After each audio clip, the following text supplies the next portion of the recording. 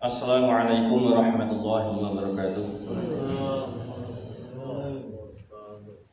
Innal hamdalillah nahmaduhu wa nasta'inuhu wa nastaghfiruh wa na'udzu billahi min shururi anfusina wa min sayyiati a'malina. Man yahdihillahu fala mudilla lahu wa man yudlil fala hadiya lahu. Wa asyhadu an la ilaha illallah wahdahu la syarika lahu wa asyhadu anna Muhammadan 'abduhu wa rasuluh.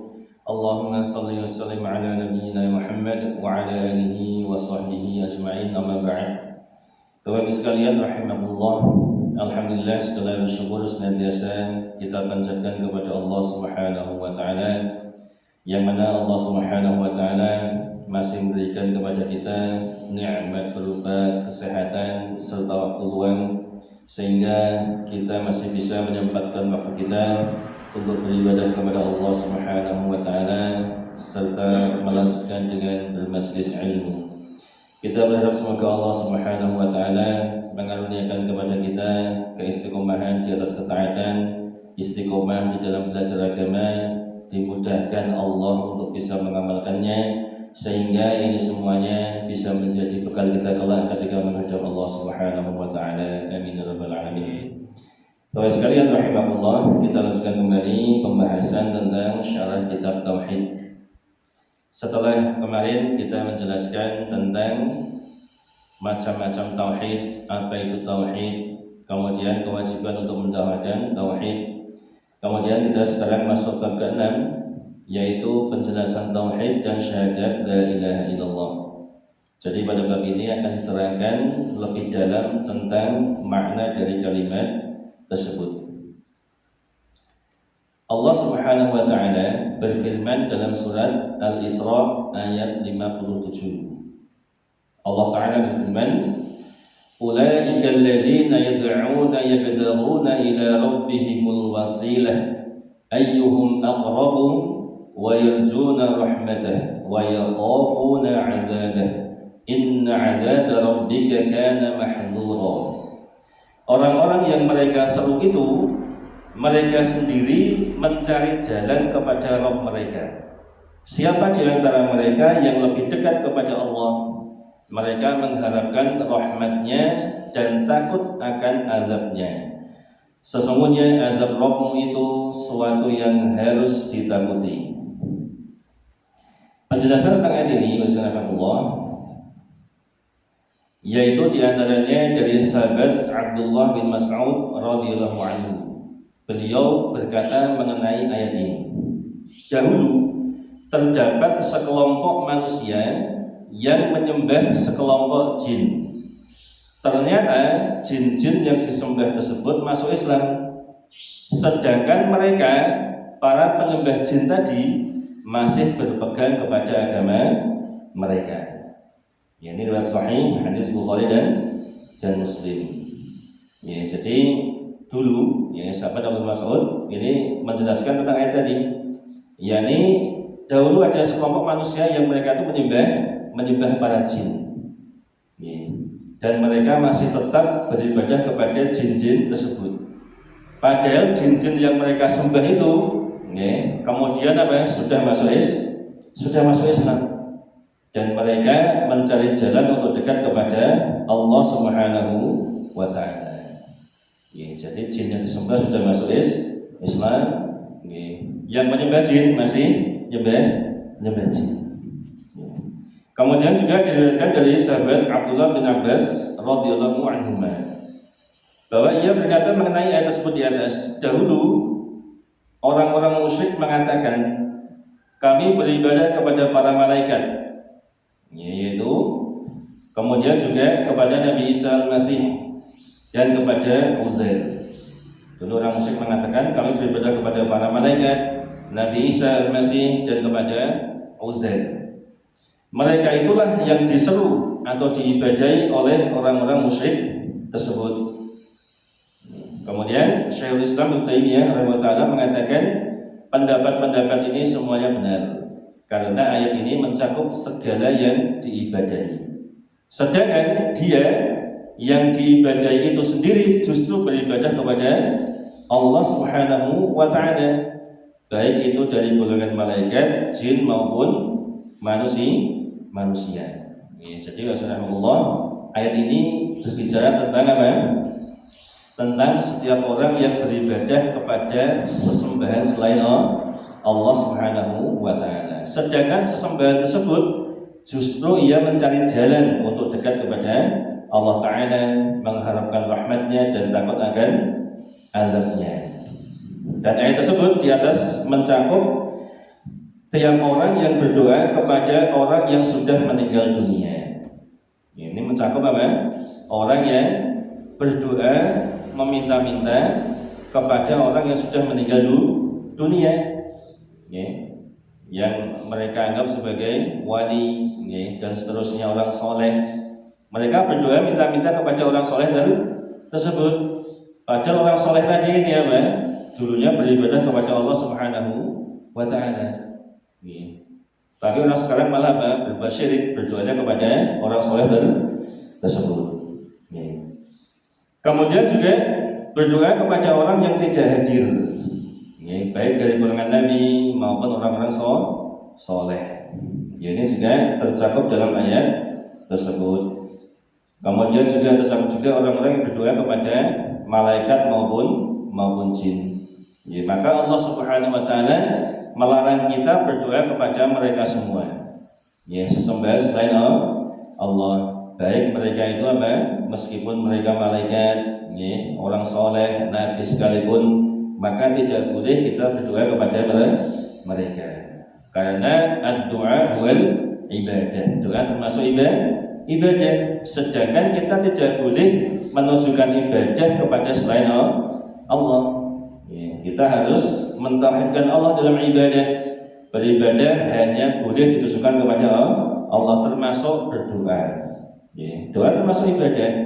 Maka tidak boleh berdoa kepada selain Allah, siapapun dia. Maka itu masuk kesyirikan. Faedah dari ayat ini, yang pertama, ayat ini merupakan bantahan terhadap orang-orang yang berdoa kepada para wali dan orang-orang soleh untuk menghilangkan mara bahaya atau untuk mendatangkan manfaat. Karena mereka sendiri tidak mampu untuk menolak bahaya atau mendatangkan manfaat bagi diri mereka sendiri. Orang-orang soleh tersebut tidak mampu untuk menolak bahaya maupun mendatangkan maslahat bagi dirinya sendiri.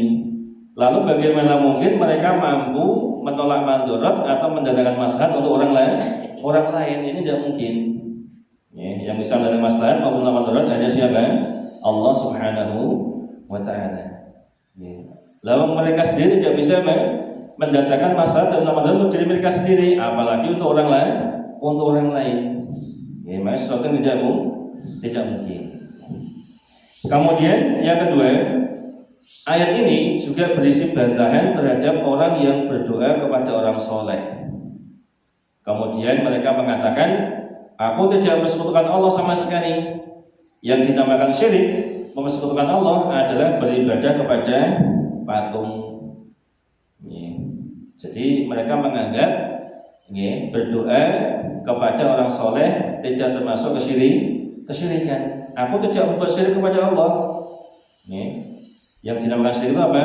Nyembah patung. Saya kan tidak nyembah patung, Pak. Saya nyembah Allah.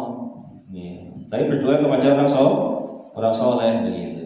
Ini pemahaman mereka. Maka dibantah oleh ayat ini.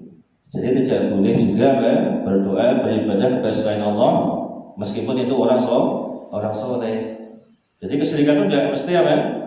Tidak mesti nyembah patung gitu, Pak. Kan sekarang orang seperti itu. Yang penting kalau gak nyembah patung berarti gak syirik, Pak. Kan saya tetap nyembah Allah. Ini kan tapi saya berdoa kepada siapa? Penghuni kubur, penghuni sendang, kepada jin penguasa katanya, laut gitu. Tapi saya tetap nyembah Allah, Pak. Tetap sholat, Pak. Nah seperti itu. Ini pentingnya kita mempelajari tentang tauhid dan syirik sehingga kita bisa paham gitu. Ini termasuk syirik atau tidak. Sebenarnya menyangka syirik itu apa? Nyembah berhala itu, Pak. Saya kan tidak nyembah berhala, saya bukan Hindu, bukan Buddha kok. Saya nyembah Allah. Tapi mereka berdoa kepada selain Allah. Ini kesyirikan sekalian rahimahullah. Ya, ayat ini membantah keyakinan tersebut. Ya, mereka menganggap bahwasanya kesyirikan, ya, kesyirikan ini apa? Hanya apa? Ketika beribadah kepada patung. Padahal dalam ayat ini, kesyirikan dalam ayat ini tidak berkaitan dengan penyembahan kepada patung. Ya, ini menyinggung apa? Peribadatan, berdoa kepada orang soleh. Ya, tapi dianggap apa? Kesyirikan oleh Allah Subhanahu wa Ta'ala. Kemudian yang ketiga, kesolihan orang-orang disembah. Ya, kesolihan orang yang disembah oleh orang sebagian orang tadi bukan berarti bisa membolehkan kesyirikan kepada mereka. Ya. Jadi meskipun penghuni kubur ini betul orang soleh, Pak, ya, Nabi betul, ya, atau para sahabat misalnya, ini orang soleh betul ini, Pak, tetap ini tidak membolehkan apa? Berdoa kepada mereka, karena mereka bukan Tuhan, bukan Allah, tidak bisa mengabulkan doa, tetap tidak boleh, meskipun asli mereka orang soleh. Ini tetap tidak boleh. Apalagi sekarang banyak apa? Makam keramat yang isinya nggak jelas, gitu. Dulu banyak, Pak. Ya, makam keramat banyak ziarah, ya. Itu setelah dibongkar kuburannya bodong, Pak. Nggak ada isinya, coba, Pak. Ini pembodohan umat yang banyak sekarang ini, Pak. Ya, dengan berkedok makam keramat mereka apa? Mencari apa? Fulus. Ya, ujung-ujungnya apa? Fulus, Pak. Karena ini bisnis yang sangat menggiurkan dan sangat mudah, gitu. Tinggal masang kotak amal, Pak. Tiap bulan dibongkar, wah, isinya karung-karungan, Pak. Itu banyak. Ternyata makamnya bodong, coba, Pak. Ya, rugi nopo boten ya tadi, Pak. Sing ziarah dari jauh, masya Allah. Ya, seperti itu, masyaallah. Ya, maka pentingnya kita belajar, ya, sehingga Pak tidak mudah dibodoh-bodohi kata ngoten niku. Ya, daripada ngisi kotak amal makam keramat bodong ngoten niku, dalam nyumbang napa Masjid Ar-Rahman. Manfaat Pak.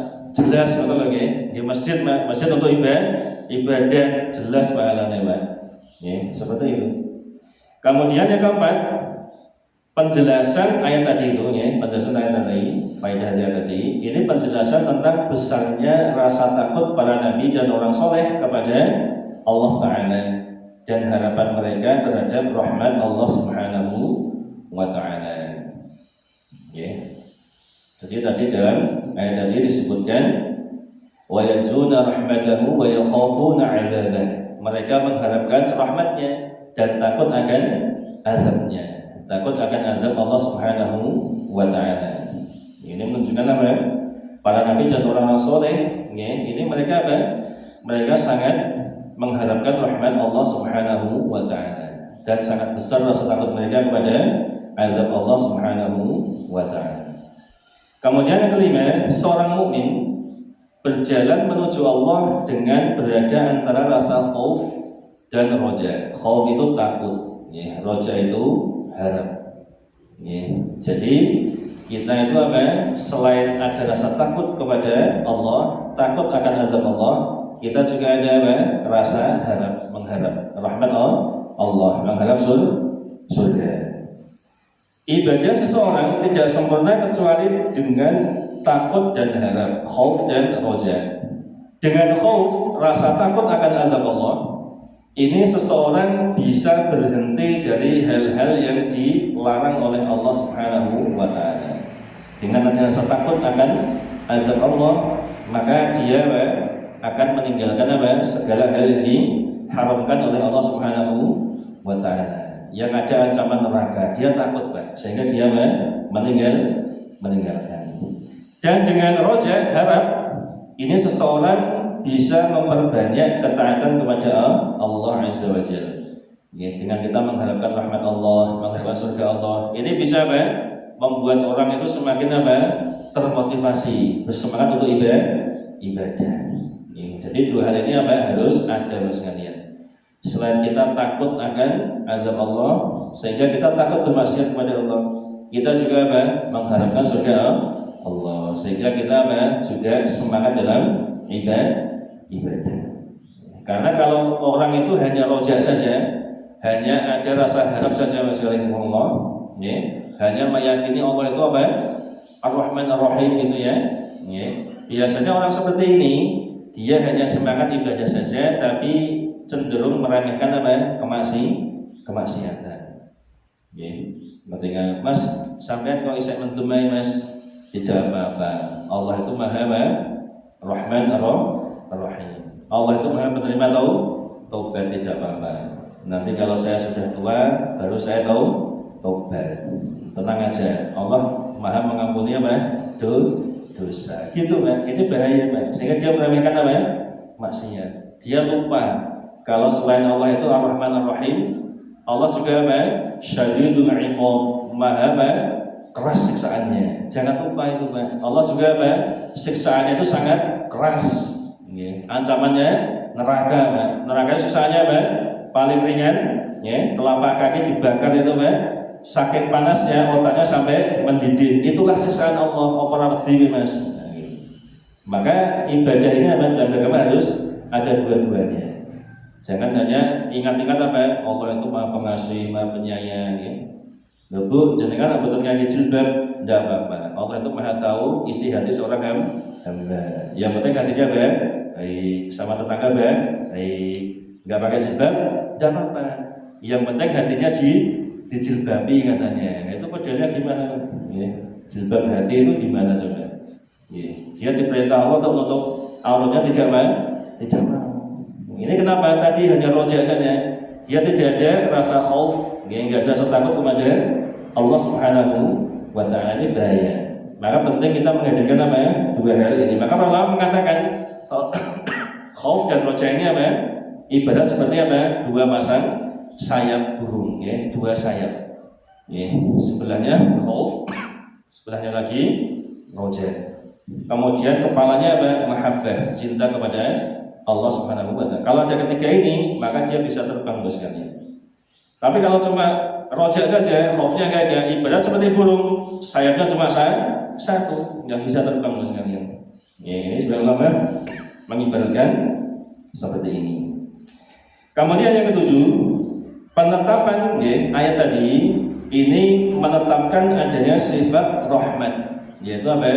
Kasih sayang bagi Allah Subhanahu wa Ta'ala. Allah punya sifat apa? Rahmah, yaitu apa? Kasih sayang. Tentunya sifat rahmah ini, sifat kasih sayang Allah ini sesuai dengan kebesaran dan keagungan Allah Subhanahu wa Ta'ala. Ya, tidak sama dengan makhluknya. Ya, tadi kan Allah berfirman apa? Wa yarjuna rahmatah. Mereka mengharapkan rahmatnya, rahmat Allah. Berarti Allah punya sifat apa? Rahmat. Ya, kasih sayang kepada hambanya. Dan kasih sayang Allah berbeda dengan kasih sayang makhluknya. Ya, tidak sama dengan rahmatnya makhluknya. Ya, sesuai dengan kebesaran dan keagungan Allah Subhanahu wa Ta'ala. Ya, demikian, semoga bermanfaat. Mohon maaf segala kesalahan. Subhanakallahumma bihamdika asyhadu an la ilaha illa anta astaghfiruka wa atubu ilaik. Assalamualaikum warahmatullahi wabarakatuh.